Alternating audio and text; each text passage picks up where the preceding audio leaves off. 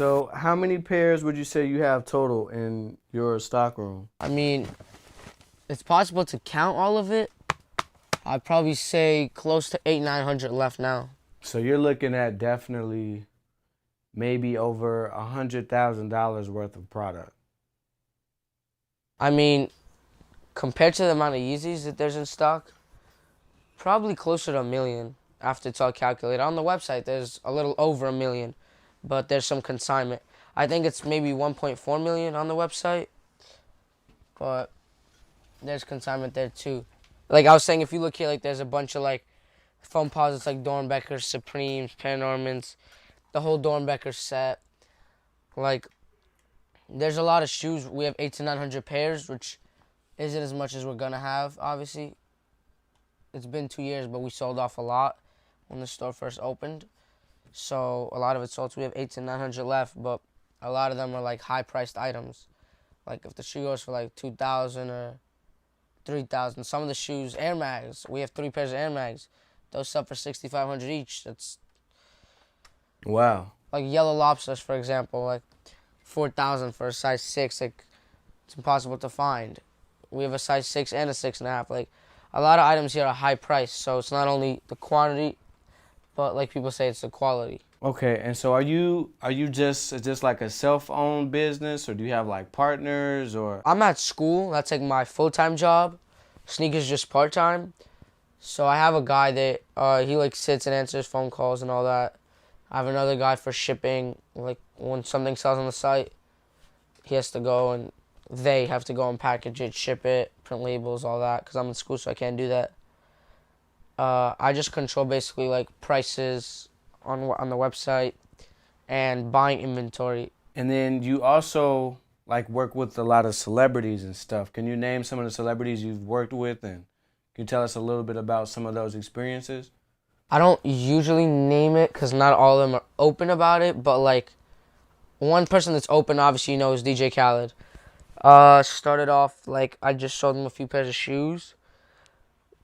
A little more than a year later, he's a great friend, like great person to hang around, and cool guy overall. Like we just came back from tour for like 3 weeks.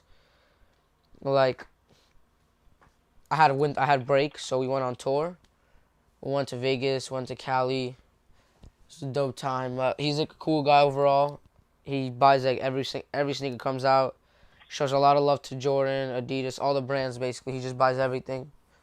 And that's like one of the guys I deal with. But he's also, now he's a friend. It started off with just sneakers, but now it's like, we built a relationship. Like, he's a good friend of mine now, so. Patience is key. If you have a shoe and you want 3,000 for it, someone offers you 27, it's fine. You don't need to take it. You can wait it out, you'll get 3,000. So that's one of them. Patience is key. Another one, don't play yourself.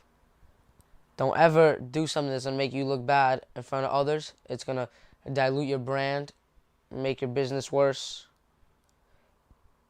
3,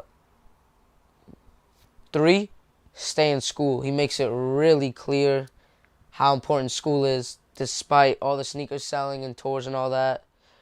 No matter what, he's like, oh, you got to go back to school, or you got to go get good grades in school. He's always on top of school. Like, he thinks everyone should go to school, basically. Like, all kids and children, young adults, even college, he says, got to go to college, all that, despite all other stuff going on. That's dope. Okay, so, I mean, would you say that it's hard balancing being the sneaker don and still trying to acquire a GED? Almost impossible.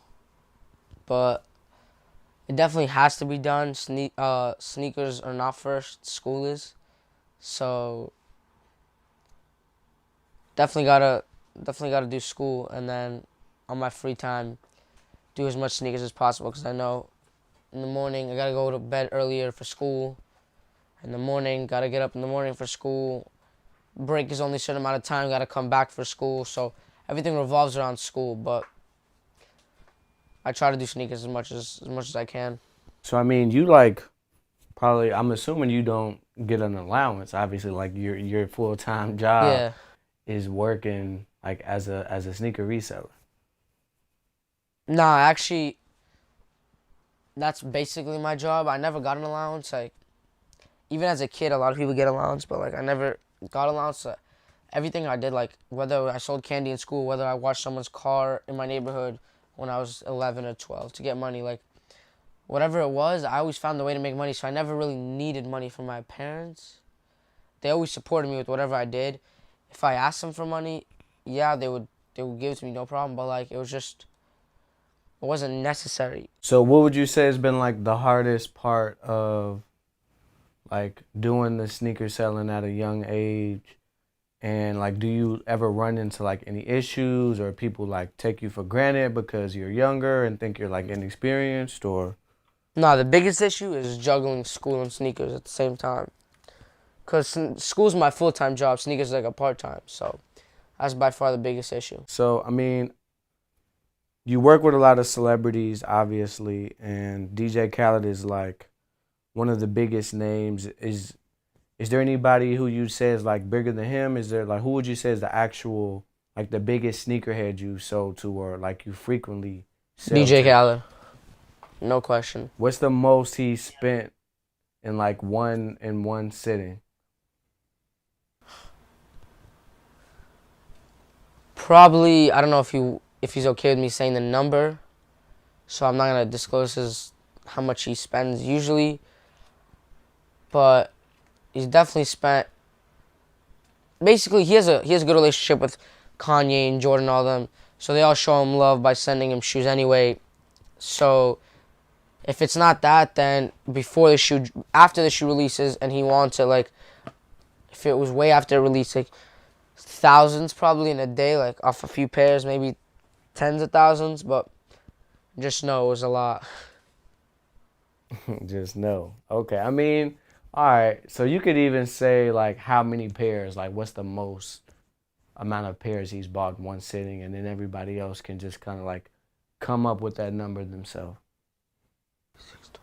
I'm pretty sure it was 23 or 22 pairs in a day, but a lot of them were heaters, so. Do you feel like resellers hurt the game for sneakerheads who genuinely care about buying sneakers to rock, or because they hold sentimental value? I think regardless, resellers or not, everyone that likes sneakers and can't afford the hobby, like kids, and do nothing else but sneakers, everyone says resellers ruin the game. If there's no resellers, there is no game. People just go in and buy shoes, sits on the stores. If you want it, you buy it, and eventually there's always going to be resellers, because like the Galaxy phone release, if there's 1,000 people that want the shoe and only 100 shoes, it's all supply and demand. Now if Nike and Jordan, they made unlimited quantities, kind of like they did for the 7210s, almost, that'd be a different story. It would hurt the resellers. It wouldn't hurt them before the release, because they'd get them before the release and sell it. It probably wouldn't hurt them a while after. But when on the drop, it would definitely hurt the resellers. But since they don't do that with stuff like OVOs, Supreme 5s, Jordan 1s, there's always going to be resellers. Just supply and demand. So you don't think sneaker reselling will ever die out? Every fab dies out eventually. But when the sneakers die out, so will reselling. I don't look at this as my lifetime job. I have a lot of other options and plans, so this is just for now. But every fab dies out eventually. There's nothing that stays around forever. Right. And so do you think, like, how long do you think you'll be in the resale game? I mean, I started because I genuinely like sneakers. Now it's just, I like sneakers and I try to build my collection every day. So I resell stuff and just make money and build my collection. But probably a couple more years. Where do you see yourself after you've done selling, selling all of your inventory? A few things. I just want to get a major in business at college, and from there I'll figure out what I want to do. I mean, more had more over than a a few million. thousand, more Yeah. than, close to probably over 100,000 for sure. definitely over 100,000. Definitely over 100,000. But I'm really not into how much it's worth because it's a passion I have, and I never thought that collecting one shoe would turn into 882. So I don't really have a brand preference. Like Kanye West definitely makes it happen on whatever he works with, whether it was Nike, Adidas, Louis Vuitton.